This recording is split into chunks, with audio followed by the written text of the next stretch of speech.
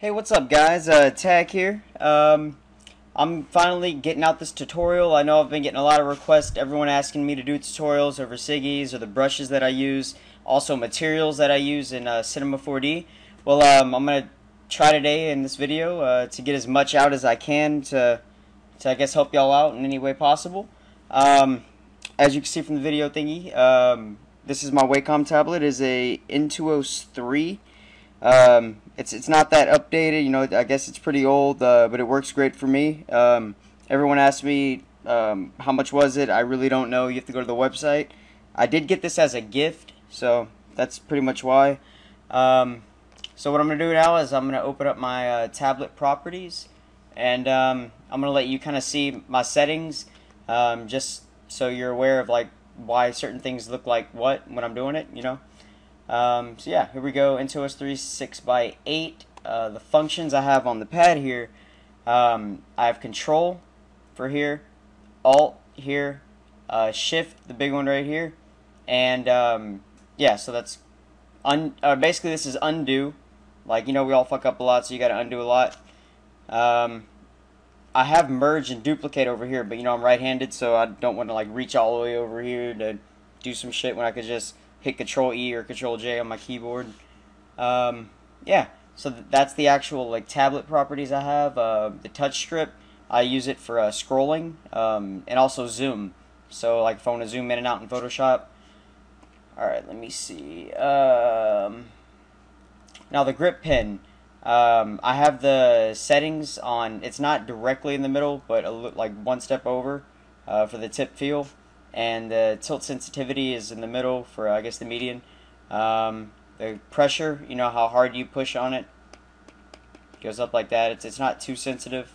And also I have undo for the back button right here, and then right click for the front button. It just makes everything a whole lot easier.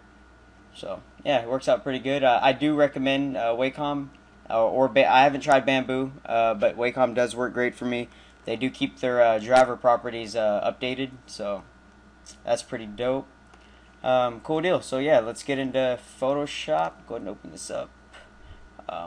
Yeah. Oh, also, I really want to thank JFX for making me this sick background. This background is absolutely amazing. I've had it on for a couple of weeks. I did like the speed art that he did. So if you want to go check out his channel, you just search JFX. He's also a motion graphic designer. So yeah. Alright. Now, for my Siggies, I have like a little stupid little template thing that I made. It's nothing special, just 1280-720. Keep it on RGB. If you choose anything else, it'll just fuck up your colors. 8-bit, white background, you know, don't really matter. I'm just going to do tut, whatever, tutorial, I don't know. Alright, and when I start off, I keep a background layer, but then, you know, you're always supposed to build up off of other layers, so that's kind of how I do things. Sometimes I'll fuck up and I'll start doing a Siggy, and then I'll try to make a new layer, and then later on I can't move this, so you don't want to be an idiot like me and just, you know, fuck up with that. So, alright, show you my brushes. These are just a few of the brushes that I put together to show y'all. I have made all of these brushes. They are custom made by me. Like I will not give away my exact brushes, but I will show you how to edit them in your own way. Like I said, it's basically like a font.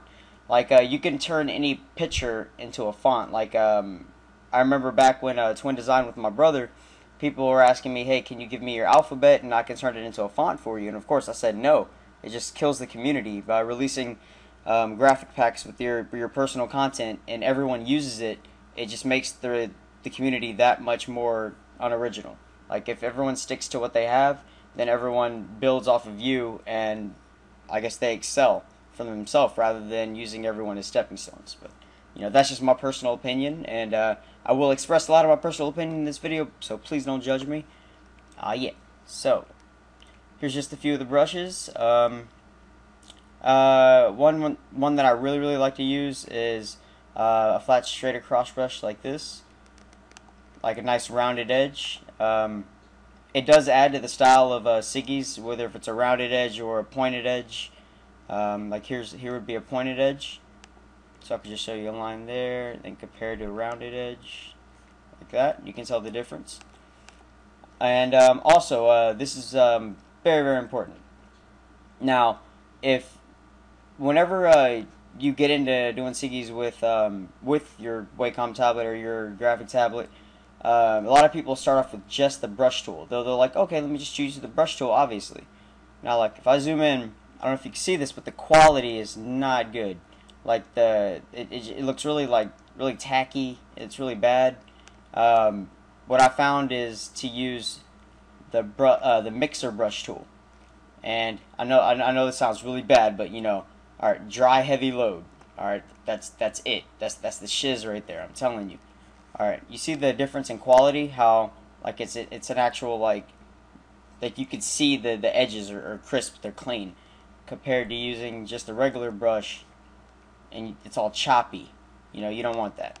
So I always use the mixer brush tool, and I just use this preset that comes with it right there. You can mess around with this as much as you want, but it's completely arbitrary, up to you. This right here, this is it enables the pen pressure for your graphics tablet. So if you write lightly, it writes light, and if you push hard, it pushes hard. So that's how you get like you can mix up the style a little bit better. So like you can start off like that, come here, then you can add that. You know, it varies the sizes for you. You just have to be careful, because if you drag too far like that, it'll give you that little piece right there. And a lot of times in my speed arts, you'll see me go back, flip the pen, and I'll just erase that for you. You know. So here we go. I'm gonna go ahead and start off with a with this rounded. Yeah, no shoes. Why not? What the hell? I'll use this one. All right. Now with Siggy's Luis Effects from O3M. He's a street artist. He's a very talented graffiti artist. He was telling me that that the best thing about Siggy's is how original they are without putting too much style into it. And that's kind of what kills me as a graffiti artist. And, you know, I took that in and respected his opinion. And it is also true. So some of the best Siggies in the world are the ones with the least amount of effort put into them. It's the ones you just want to go out there and just throw them up on the wall. You know, write your Siggy and just bounce, or signature Siggy, hand styles, whatever you want to call them. I do call them Siggies, like I said, my opinion. So yeah, like just want to just get it out there as fast as you can. You know, just completely arbitrary. You know. So yeah, with the rounded brush tool, like I'll just start off with an A. Try to explain that to you. You can come here. Like all graffiti is, or this is how I learned graffiti, was whenever I asked, yo, how do you do that? Like, that is sick. How do you do that? All the person would tell me is that, look, you can't teach someone graffiti. You can give them like tips on how to set off where they are, or set off from where they are to where they're going. But you really can. It's something you have to comprehend. Something that has to be a part of you. The easiest thing that that I could have been helped with is when they told me to try to recreate a letter. Whenever you see a font like the letter A, just a regular letter A, just, you know, picture this is a regular letter A font. It's standard, it's ordinary. Now what you're gonna do is try to recreate that letter in a more creative manner. So instead of like these two being even and then the direct line in the middle, you do what I just did. You know, whatever style you want, add some flavor to it. Looks pretty sick. You can, and a lot of times you'll see me add stuff to the ends, give it a little flick, or you know, a little bit more flavor to it. So yeah, that's pretty much all graffiti is, just making it not look the same as it was if it was ordinary. And you do want to have a letter flow. You want to have each letter like flow off of another letter. That you want to have the graffiti fit, basically. So yeah, go ahead and do a little Siggy, a little S there, put a little O there, go ahead and here,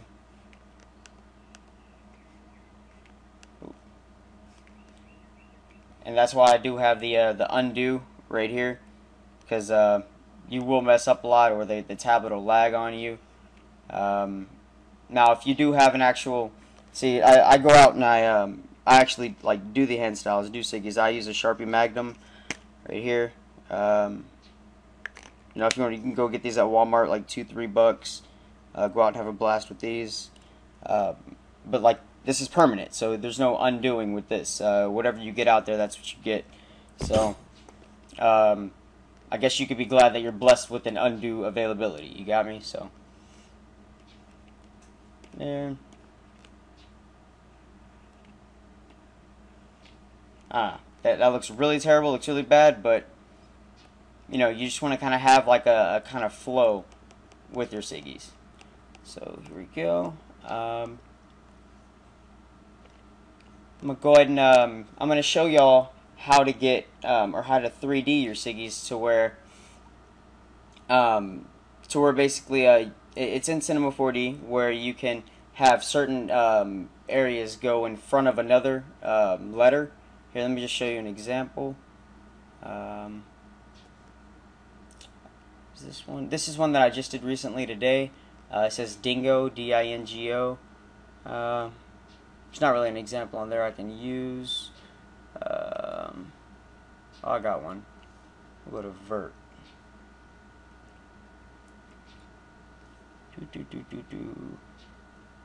Alright, here's the 2D, black and white. You see how like the V goes up and the E goes to the right and flows up into the R. And then the R goes down across into the T.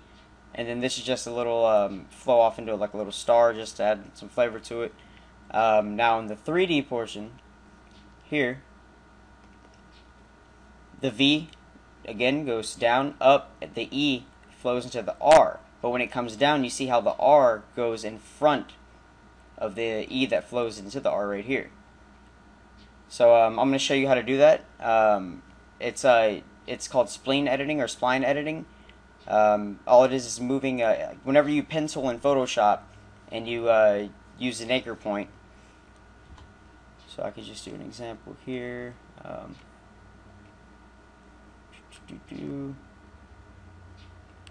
This is going to look terrible, guys. Please don't judge me.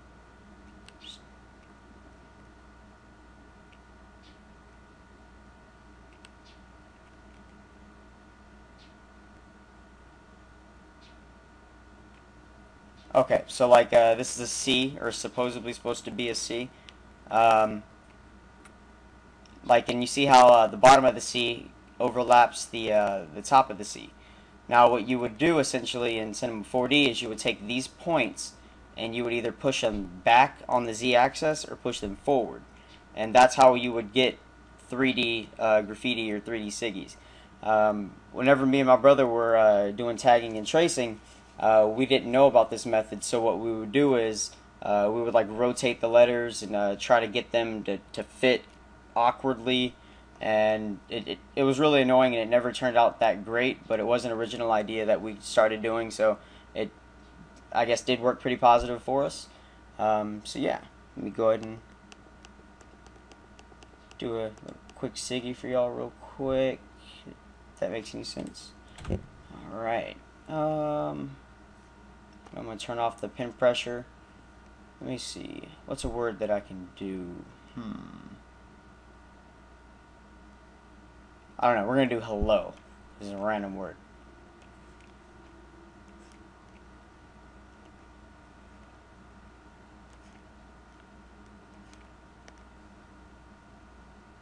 Oh.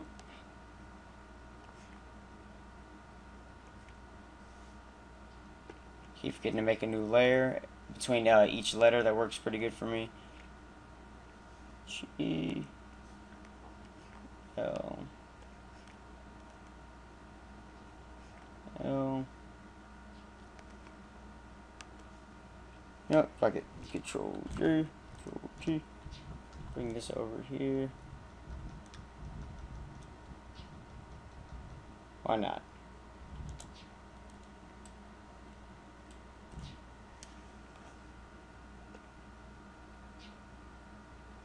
And go off there.